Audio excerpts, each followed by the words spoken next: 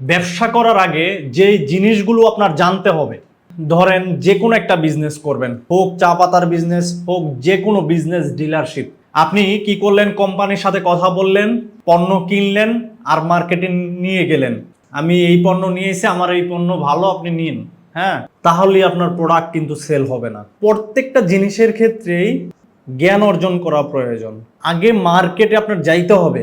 আপনি যদি চা পাতার বিজনেস করেন, তাহলে প্রত্যেকটা টি স্টলে আপনার ঘুরতে হবে, কার কি চাহিদা, কে কোন ব্র্যান্ডের চা ইউজ করে, চায়ের সাইজটা কেমন, ওটার সাইজটা কেমন, ওটার দাম কেমন, ওটার মান কেমন, ওটার কোয়ালিটিটা কি লো কোয়ালিটি, একবার লো প্রাইজের, নাকি মিডিয়াম প্রাইজের, নাকি হাই প্রাইজের।